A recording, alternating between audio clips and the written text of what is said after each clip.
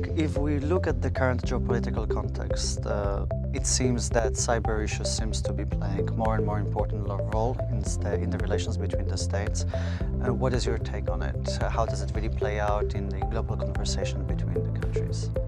Yes, indeed, Patrick. We see that those cyber issues, they became an integral part of a broader geopolitical global agenda, and almost in every global issue, being it a strategic issue, a regional issue, we see some elements of those cyber problems that we are facing. And I think it is important to take into account stability of cyberspace as a kind of necessary element of every talks that are related to the solution of the most pertinent global problems. One of the good examples that can be mentioned here is the Middle East region, where recently we witness growing tensions, especially in the context of Iran. And here, again, this is the region where we have a very limited level of cyber stability, where we have almost non-cooperative arrangements related to cyberspace, where, for example, no confidence-building measures are in place. So this is one of the important issues that needs to be addressed in the future if we are talking about a kind of sustainable solution of those regional problems. So if we look at the region that you have mentioned, the Middle East, Poland was, I think, one of the key players in putting together what now is known as Warsaw Process. Could you please tell us a bit how cyber component is incorporated in those discussions, in these processes, and what is the ambition of the Warsaw Process with regard to cybersecurity? Yes, indeed. Almost exactly 1 year ago, Poland hosted in Warsaw a ministerial conference of the so-called Warsaw Process, which is a kind of new initiative related to strengthening of security and stability in the Middle East, one of the most fragile regions in the world, where we see the sources of many problems affecting other regions and other continents, including Europe. So Poland, together with the United States, launched this Warsaw Process with the ambition to contribute in a more innovative way to the comprehensive security, regional security, covering different aspects, including cyber issues, because it was our understanding that it is impossible to properly address the root causes of the regional problems without applying this kind of comprehensive approach.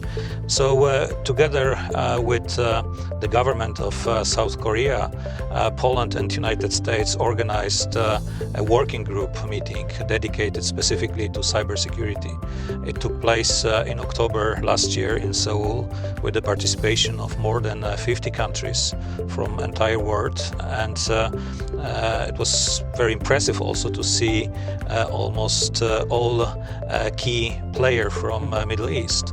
One of the few occasions where they sit together and discuss in a very pragmatic way potential solutions to the regional problems.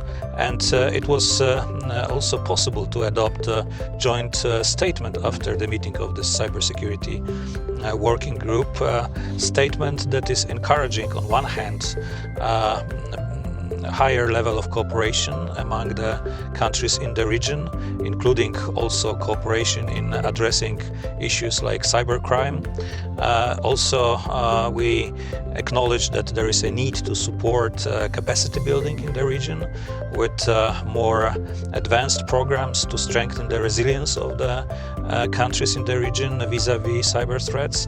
And also it was very broad support for the establishment of some even basic at the beginning probably confidence and transparency building measures to build some level of common understanding and to reduce the risk of uncontrolled escalation in case of some cyber incidents. And we know that this region has very kind of negative history of cyber incidents recently. We see that this is important element of the kind of strategic stability in the region. So Poland was very happy to contribute actually to launching some kind of discussion about the potential solutions. So, Marek, you talked about confidence-building measures and capacity-building measures as part of the Warsaw process, for instance. And as we know, these are some of the areas where the European Union is particularly active at the regional level, but also internationally. Do you see any specific role for the European Union in these processes? How can it contribute to support similar initiatives, but also to cyber diplomacy discussions globally?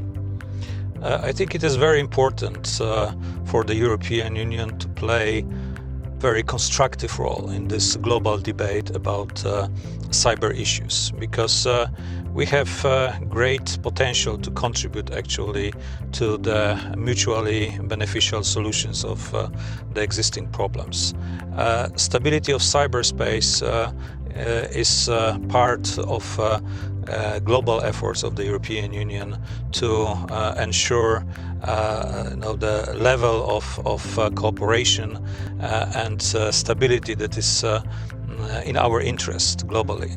So I think being one of the biggest internal markets in the world and having this kind of potential, economic potential, we can be more proactive in promoting our standards, our values related to cyberspace. So it is in our interest as Europeans to see the internet open, free, secure and accessible. And this is important for our citizens, this is important also for our economies.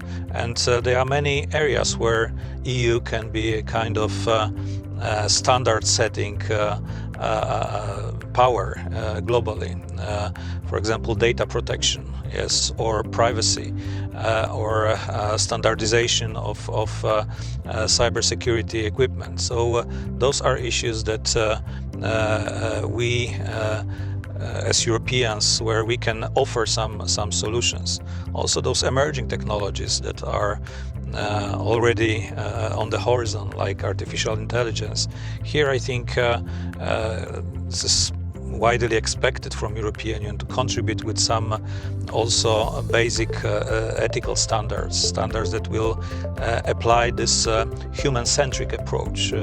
This is kind of traditional role of European Union to promote certain values, to promote certain standards of human rights, human protection globally. So I think this role is very crucial. So it's not about being only a kind of playground for the global competition. It is about being an important player in this global context. And we need to have more self-confidence in this respect, and we need to be more active as a global player. Great. Thank you very much, Marek. Thank you. Thank you.